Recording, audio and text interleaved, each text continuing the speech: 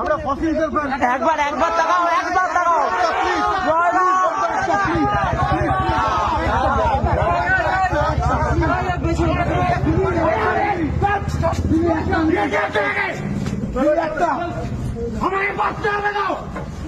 কথা শোনো না কেন তোমরা?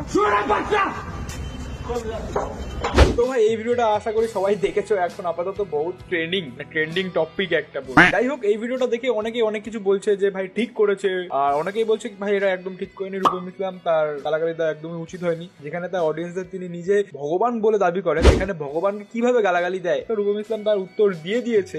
থানাঘাটে যেখানে প্রোগ্রাম ছিল সেখানে তিনি বলে দিয়েছে। আর রূপম ইসলাম যেরকম ভাবে প্রোগ্রাম করে, স্টেজে উঠলে যেরকম পাগলামো করে, পরে 2 ঘন্টা টানা 2.5 ঘন্টা টানা প্রোগ্রাম করার পরে ভাই কারো শরীরে এনার্জি থাকে না, তখন মাথা কাজ করে না। আর এমনিতেই উনি একটু, আমার কাছে ভাই এটা স্বাভাবিক ব্যাপার বলেই মনে হয়েছে। আমার এটা নিজস্ব ওপিনিয়ন, আমি একটা রূপম ইসলামের ফ্যান, ফসিলস